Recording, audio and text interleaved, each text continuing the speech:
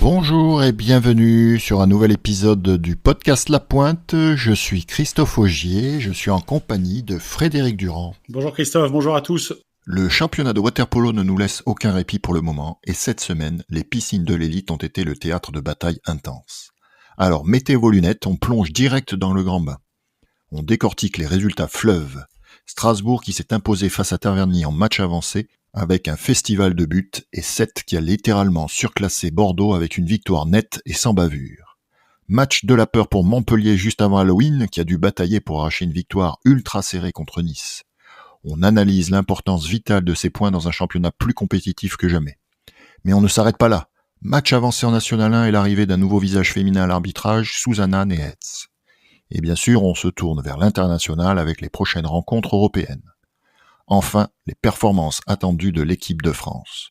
Choc, analyse, arbitrage, Europe, c'est le programme chargé qui vous attend. Et juste avant de commencer, pense à t'abonner, ça ne prend que 2 secondes. T'abonner, ça nous aide vraiment beaucoup parce que plus on est nombreux, plus le podcast sera connu et plus nous pourrons le développer. Donc abonne-toi dès à présent sur YouTube, Spotify, Deezer ou Apple Podcast et n'hésite pas aussi à mettre 5 étoiles sur la plateforme. Tu peux nous écouter comme ça sur la route, en allant au boulot, en faisant du sport ou juste avant l'entraînement. Allez, c'est parti.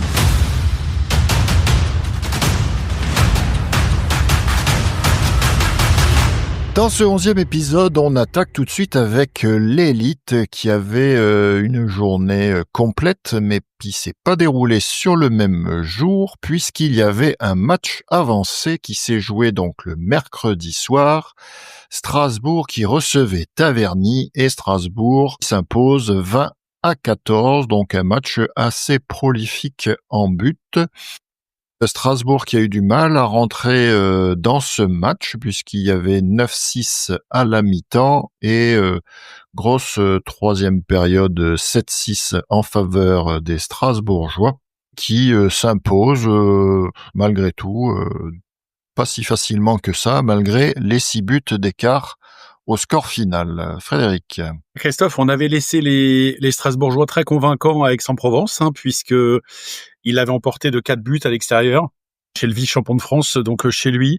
On s'attendait quand même, puisque Taverny jusqu'alors était quand même dans des difficultés de résultats. On s'attendait a fortiori à la maison à pas une balade, mais en tout cas pas à recevoir 14 buts. Je pense pas que ça ait plu à Olivier. Cette performance défensive, quand tu prends 14 buts contre Taverny, un match fait pas l'autre, mais c'est pas encourageant quand tu vas jouer des équipes un petit peu plus calibrées offensivement. Donc écoute, ils font l'essentiel, tu peux pas être flamboyant toute l'année, 12 mois sur 12. Il y a des matchs où tu galères un peu plus, mais tu l'emportes, donc c'est important pour eux. On l'avait souligné, ils ont toujours pas mis Sic, évidemment, puisqu'il reviendra qu'en février. Mais je m'attendais quand même à une victoire plus large. Et on retiendra que l'essentiel, la victoire qui permet à Strasbourg de faire carton plein, 6 matchs, 6 victoires avant d'aller jouer à Marseille. Et je pense que Olivier Chandieu, vu le résultat, n'a pas dû être très content de la copie rendue par son équipe, puisqu'il était déjà pas content contre Aix-en-Provence. Et du coup, là, contre Taverny, on sait que c'est un adversaire sur le papier un peu plus faible. Même si, on sait que l'agressivité des Tabernaciens est souvent au rendez-vous, donc pas forcément évident à jouer. Et Strasbourg, qui s'est appuyé sur ses hommes en forme, Steven Vitran, 3 buts, Gardasevic, 4 buts, après ses 8 buts la semaine dernière, là, il en met encore 4. Aubin de Nux, qui on avait parlé de lui, cette fois-ci il en met 3. Et accompagné aussi de Furman 3 et Kujasic 2 avec Aaron Mehdi aussi, qui est souvent statistiquement présent sur les feuilles de Strasbourg, donc un joueur de la formation strasbourgeoise qui s'illustre régulièrement. Du côté de Taverny, on a Enzo Nardon avec 4 buts. On sait que l'année dernière, souvent, on le voyait pas trop présent sur les feuilles de match comme ça. Mais là, cette année, il prend un peu plus les choses en main du côté de Taverny, accompagné par Orest Zura et Andras Labic, 4 buts tous les deux. On en avait parlé, je crois, quand on a parlé du premier match de Taverny, donc avec ce fameux Labic à suivre. Et bien là, ce match-là, il en met 4. Deuxième match de cette soirée, donc qui prenait part samedi soir, et 7 qui recevait Bordeaux. Bordeaux fort de sa victoire à domicile contre Montpellier, qui venait, je pense, un petit peu gonflé à bloc. Et malheureusement pour eux, ça n'a pas fonctionné, et 7 qui s'impose 16-8 dans un match dominé, puisque dès la première période, il y avait un 5-1 qui se finira même par un 7-1 avant que Bordeaux ne rentre dans le match, puisqu'en deuxième période, ils font 4-4. Et un match où Bordeaux n'a pas eu beaucoup de solutions en attaque. Ça passait beaucoup par des exploits individuels. Et 7 un peu plus présent grâce à Tomic en début de match, qui en marque 3. Les joueurs, que ça soit côté 7 ou côté bordelais, ont bien fait briller les gardiens, que ça soit Rossi qui a été remplacé par Joubert dans la troisième période, ou Hoffner qui a souvent limité les offensives sétoises. Christophe, écoute, s'il y avait eu un défaut de vigilance pour les Sétois à accueillir Bordeaux, la victoire de Bordeaux contre Montpellier a réveillé un petit peu tout le monde, comme quoi il n'y a aucun match que tu peux estimer gagné avant de l'avoir joué. Donc 7, on le rappelle, qui a fait un début de championnat avec seulement 2 étrangers, ensuite a aggloméré le troisième, et puis enfin le quatrième, le Brésilien. Donc là, ils sont en configuration optimum. Ils se devaient bien évidemment d'écarter Bordeaux. Ils vont préparer le derby, puisque il y aura un 7 Montpellier prochainement. Et puis, écoute, ils ont éteint tout de suite, comme tu l'as dit, les espoirs bordelais 7-1. La messe était dite très très rapidement, et puis une petite correction quand même, 16-8.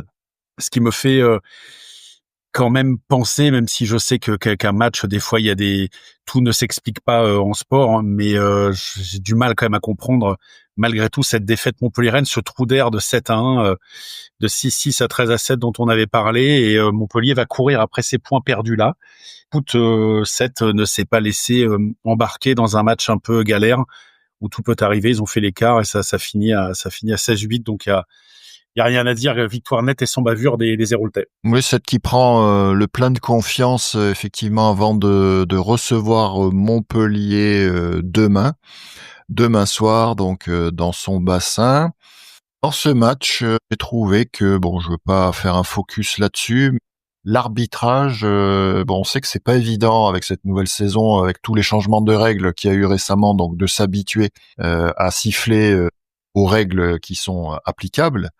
Mais j'ai trouvé que les arbitres sur ce match-là avaient pris des coups de sifflet qui étaient pas en rapport avec les actions. Je pense qu'il y avait plusieurs fois, alors après ça n'est que mon point de vue, mais des actions qui sont habituellement sifflées avec des pénaltys là qui ont été juste sifflées des exclusions, voire même quelquefois des fautes simples. Donc pas de contestation des deux équipes, donc ça devait leur convenir, mais en tout cas j'ai trouvé que par rapport à d'autres matchs, l'arbitrage avait été un peu léger quand même dans ce match, et je tiens à dire quand même, effectivement, que c'est pas facile d'arbitrer, mais en tout cas c'est un peu surprenant quand nous qui regardons quand même pas mal de matchs, il y a quand même des gros écarts aussi à ce niveau-là.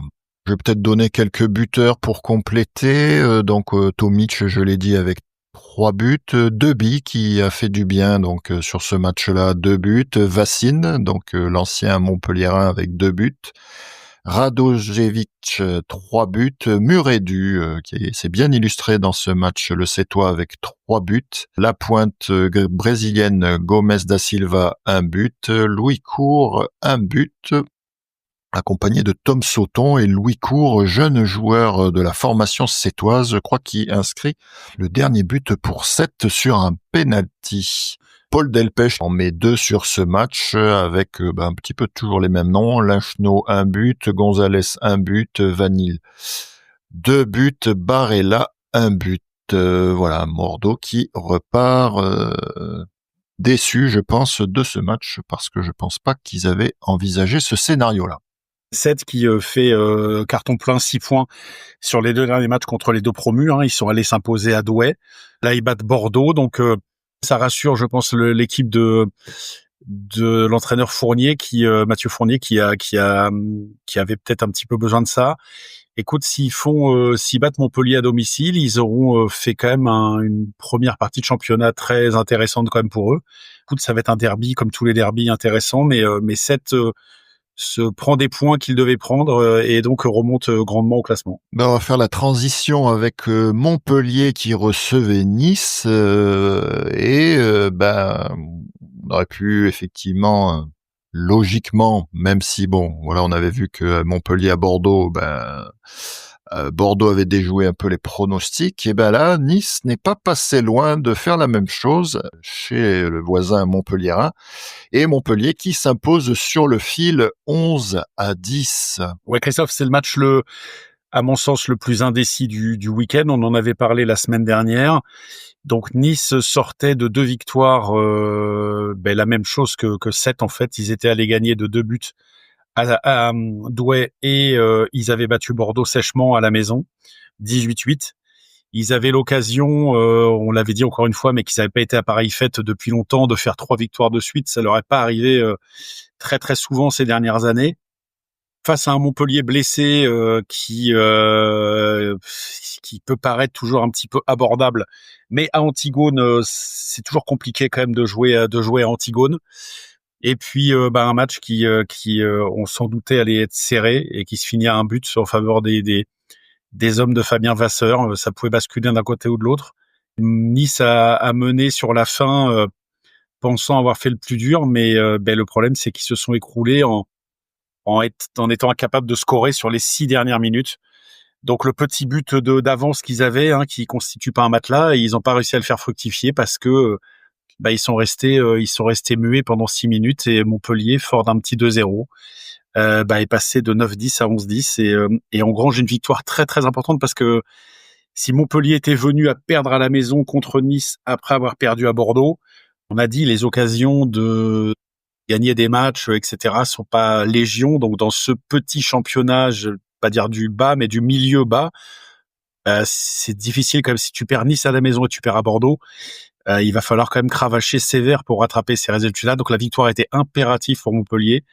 Et écoute, ils ont fait l'essentiel. Ils s'en contenteront largement. Il y a pas de doute. Oui, c'était un peu le match de la peur de côté montpelliérain, parce que effectivement ils avaient la tête dans le sac après ce déplacement à Bordeaux.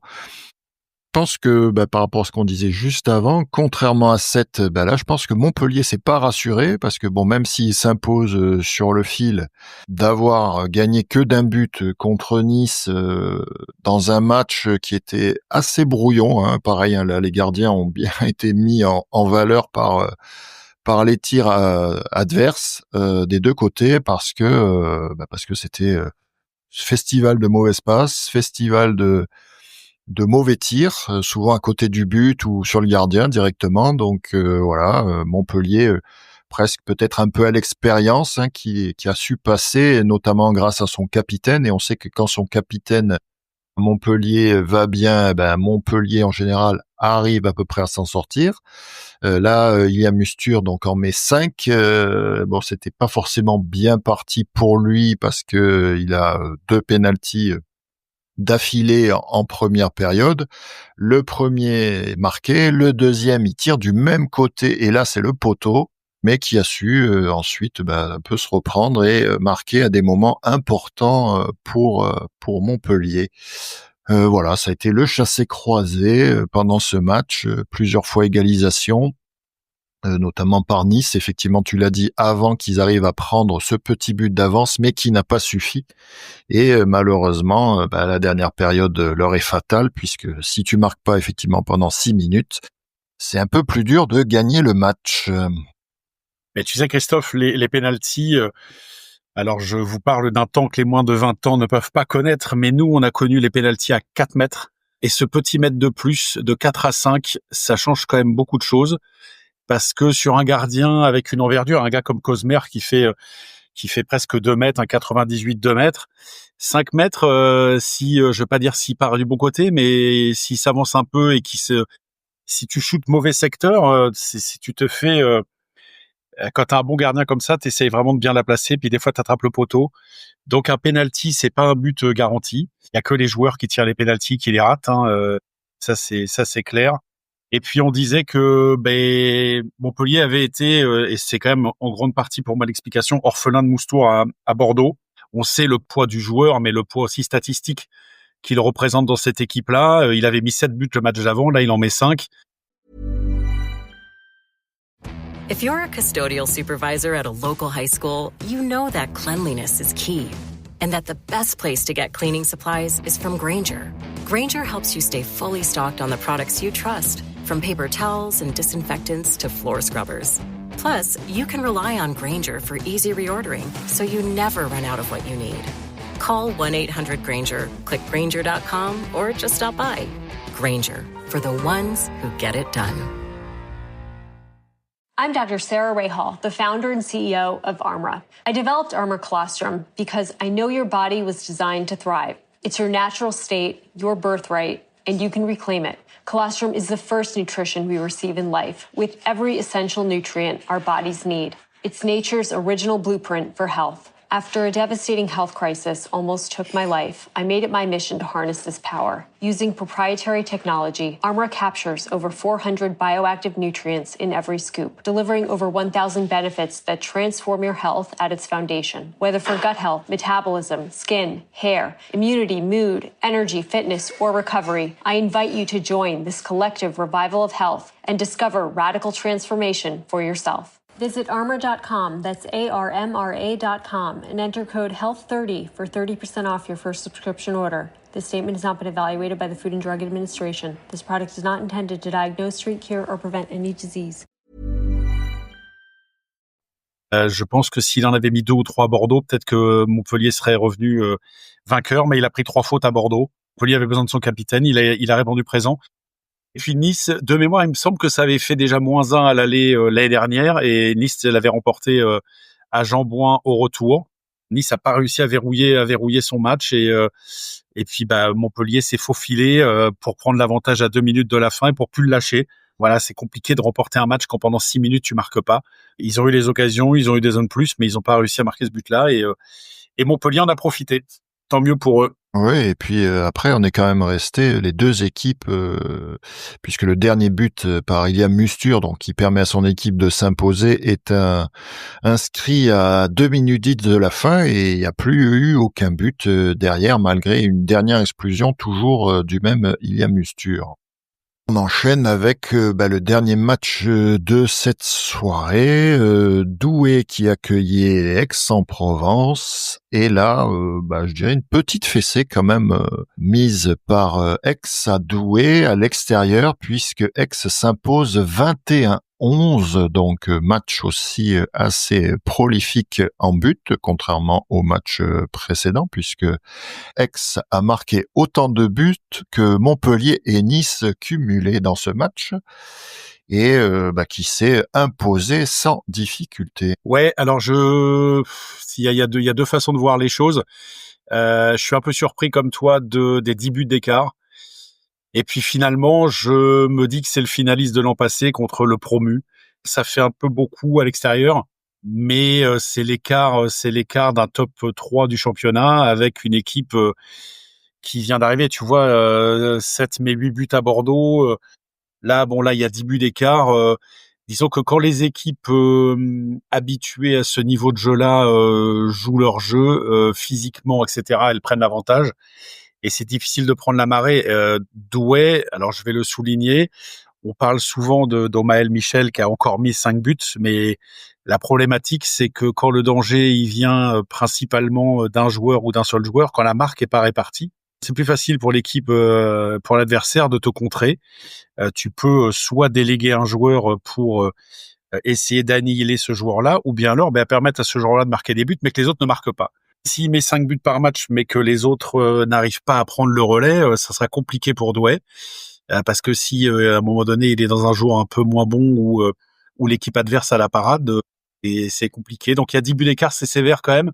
Mais voilà, les gros font pas de cadeaux face aux petits et je pensais que ça allait être un peu plus serré, mais Aix a été sans pitié sur ce match-là. Je pense que ils avaient besoin aussi peut-être qu'ils ont pris un petit coup de chauffe après la défaite à la maison contre Strasbourg 17-13 et qui sont allés se rassurer à Douai en mettant un écart. Ouais, bah après on a les forces en présence sont bien là, hein. Bachelier 2 buts, Hutmaz 4 buts quand même dans ce match-là, Drahe qui revient je pense à son niveau, qui en met 3, Kylian Bress-Fernandez 5, hein, on a dit plusieurs fois là, qui depuis les championnats d'Europe U18 a vraiment changé je pense de statut. Bon, il a du temps de jeu avec l'équipe d'Aix, mais voilà, qui est vraiment maintenant une pièce maîtresse du jeu aixois, dans mes 5 ce soir.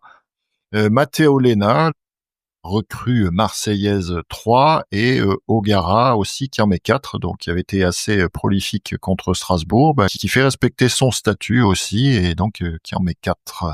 Ce qui est bien, juste un truc pour Kylian Bress-Fernandez, c'est que des fois, les joueurs qui arrivent dans l'équipe première comme ça, bon, ils se contentent déjà de jouer, de faire partie de l'équipe.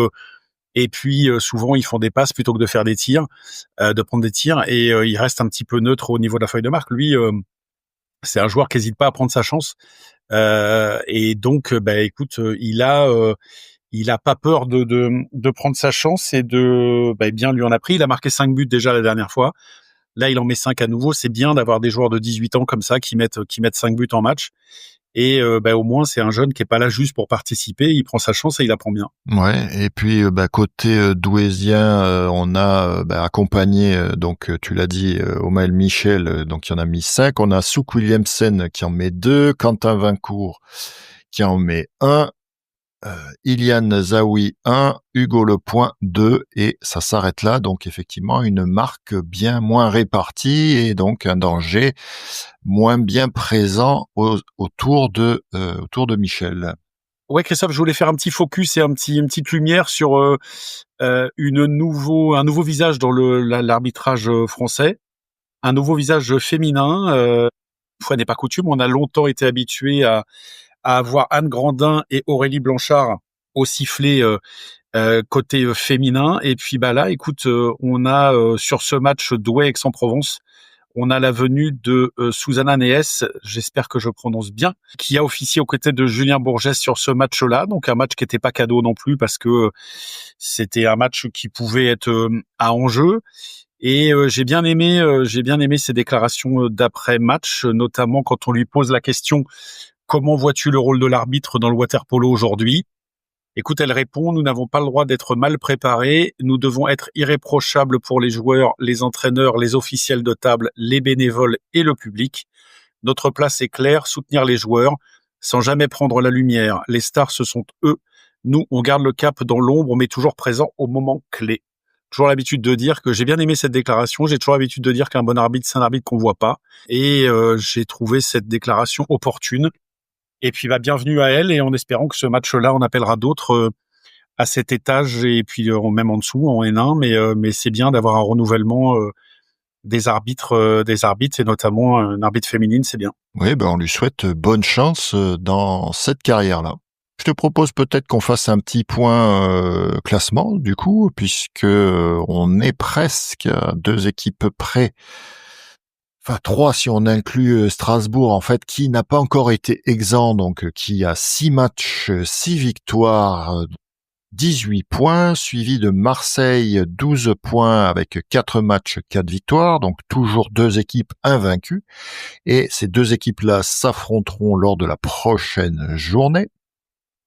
3e Pays d'Aix, 9 points, 5 matchs, 3 victoires, 2 défaites, suivi de 7, même chose.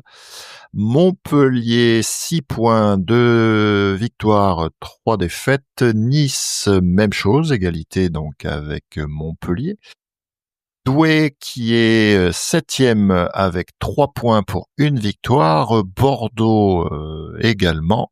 Et en dernier, Taverny, 4 matchs, 4 défaites, donc 0 points, et qui ferme ce championnat. Il a souligné quand même que Taverny pour le moment est dernier, mais n'a pas joué Douai, n'a pas joué Bordeaux, Donc, à la faveur de 2 possibles succès, tu peux vite quand même quitter la dernière place et grimper de 2 étages. Donc, la position de Taverny peut très vite évoluer au gré des matchs qu'il leur reste à jouer. Oui, et Taverny qui accueillait le championnat de France de natation en petit bassin, donc il ne pouvait pas accueillir de match de water-polo. On avait 2 matchs aussi également en National 1, donc on l'avait dit la dernière fois aussi, les équipes qui se déplacent et qui des fois doublent le week-end avec des équipes à proximité pour réduire leurs frais de déplacement, ce qui est tout à fait logique, mais qui permet pas de suivre le championnat correctement. On avait donc le Racing qui s'est déplacé donc du côté de Monaco le samedi 25 octobre et du côté de Marseille le lendemain, dimanche 26 octobre. Et le Racing qui repart avec 2 défaites, donc premier match 21-9 en faveur de Monaco et deuxième match 16-9 en faveur de Marseille. Monaco qui fait mieux que Marseille au niveau de l'écart, qui a marqué plus de buts, et le Racing qui en a marqué 9 des 2 côtés, donc qui repart avec des valises bien remplies de buts. Ouais, le Racing qui venait de perdre Choisy ambitionnait pas quand même grand-chose sur ces 2 déplacements dans le sud. Comme tu dis, les équipes groupent les matchs quand il n'y a pas beaucoup de... C'est mieux que de remonter en avion, de repartir un autre jour et tout ça. Donc les équipes limitent les frais. Écoute, c'est des matchs quand même qui étaient un petit peu prévisibles. Monaco continue son sans faute. Alors les aléas du calendrier font que pour l'instant ils ont joué, que des équipes du bas de classement, enfin milieu jusqu'au bas. Ils n'ont pas encore joué Arnes, Mulhouse ni Livry. Donc c'est sur ces matchs-là qu'on pourra un petit peu plus se faire un jugement sur l'équipe monégasque. Mais écoute, ils gagnent, ils font ce qu'ils ont à faire, hein, ils gagnent les matchs qu'on leur propose. Donc pour l'instant, ils ont pris tout ce qu'ils devaient prendre. Et puis là maintenant, leur championnat, je veux pas dire qu'il va se décider, mais ils ont pas joué Marseille non plus. Leur championnat, c'est pas qu'il va se décider, mais sur les 4 matchs qui leur restent, les 4 matchs allés, écoute, on verra ce qu'ils font, mais ça va être intéressant de suivre ça, la progression de cette équipe. Et puis Marseille fait le job aussi à la maison, sans grande surprise, hein. C'était un résultat entre une équipe qui va être 7e, 8e, 9e du championnat et une équipe qui joue le podium. Fortiori à la maison, le résultat était à peu près prévisible. Ouais. On verra ensuite au prochain match, le week-end prochain, donc on aura les matchs de National 1 qui auront lieu. Là, cette semaine, nous avons le retour de la Champions League et de l'Europa Cup, avec une première journée qui se déroulera mardi. Je vais juste donner un petit peu les matchs qui sont prévus. Donc mardi, on a Jadran Split qui affrontera Novi Beograd. Ensuite, on aura Oradea contre Primorac Kotor, Reko qui recevra le Jadran Erseg Novi et Vajach qui recevra Olympiakos.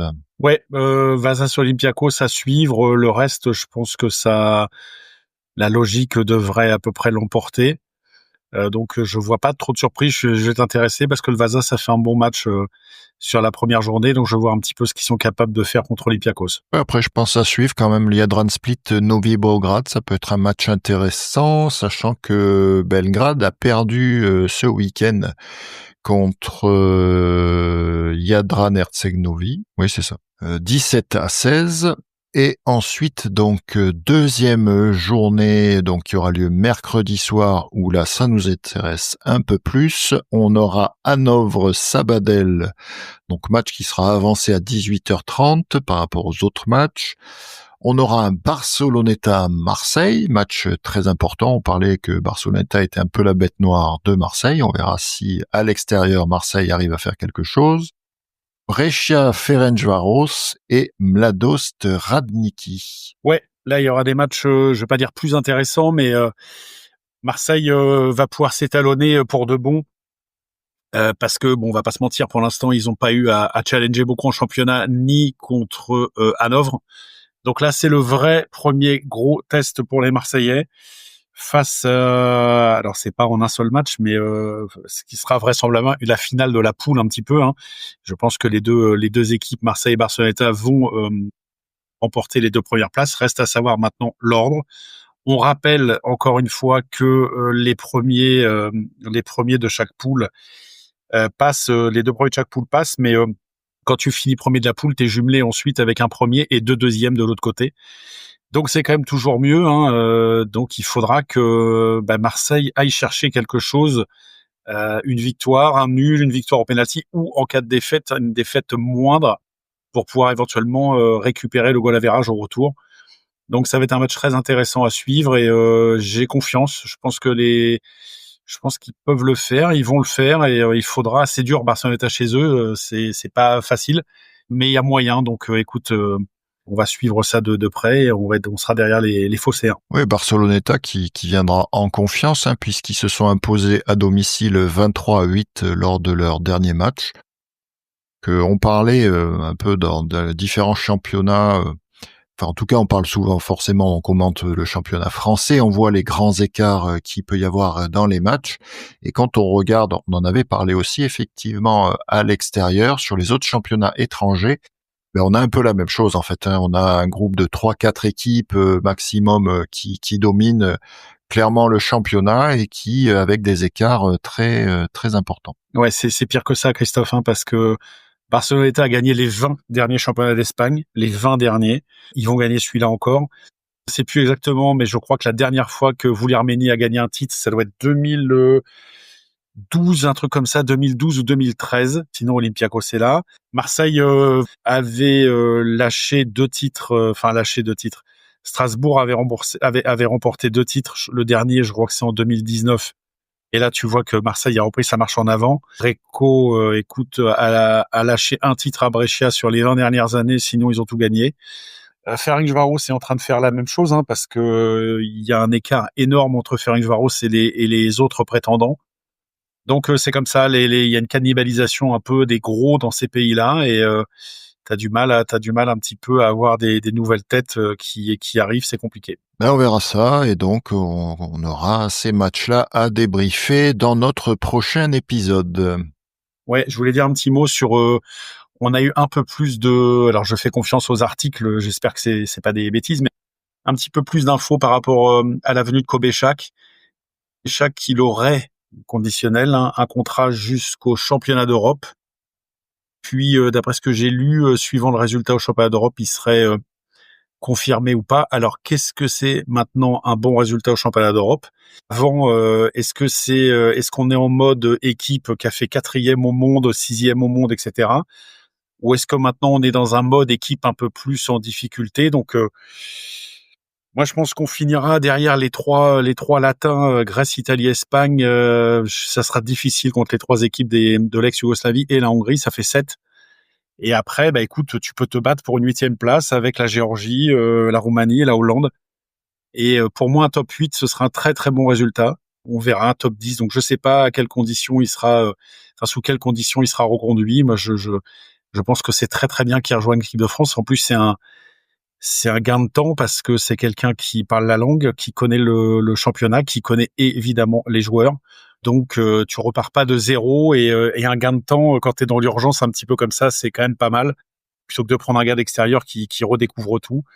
Donc on verra, on souhaitera bonne chance à notre équipe de France en espérant que que les résultats soient au rendez-vous et que la fédération valide le maintien de Kobeschak. Oui, d'ailleurs, qui est aussi le même cas pour son adjoint, Olivier Chandieu, qui a le même contrat, en tout cas qui est prévu jusqu'au championnat d'Europe et qui sera probablement aussi conditionné aux résultats de l'équipe de France, forcément avec l'entraîneur principal. Est-ce que c'est la doublette complète? Est-ce qu'il y aura un des deux qui restera ou pas? Ça, on verra ensuite. On espère qu'effectivement, si la France fait un top 8, ça sera un très bon résultat. On l'espère. On sera derrière l'équipe de France pour ça, qui attaquera, je crois, sa préparation le 7 décembre, si je dis pas de bêtises, à l'INSEP. Donc, on verra qu'ils aient suffisamment de temps pour se préparer. Peut-être quelques joueurs qui étaient en suspens, on va dire, peut-être feront le choix de rejoindre l'équipe de France pour qu'on ait l'équipe de France la plus compétitive possible avec le plus de force possible parmi les joueurs disponibles pour aller disputer ce championnat. Je suis entièrement d'accord, Christophe. Voilà, petite journée, petit championnat, puisqu'il n'y avait pas grand-chose à se mettre sous la dent cette semaine. On en aura plus la semaine prochaine, puisqu'on a aussi les matchs Coupe d'Europe, Champions League, Europa Cup. Donc, un prochain épisode qui sera sûrement très dense en résultats. Et en attendant, on vous souhaite une très bonne semaine. Rendez-vous mardi prochain pour un nouvel épisode. Ciao, merci à tous. N'hésitez pas à nous laisser vos commentaires. Si l'épisode vous a plu, vous pouvez noter l'épisode, le partager, et pour ne pas manquer les prochains, pensez à vous abonner. À très vite sur La Pointe.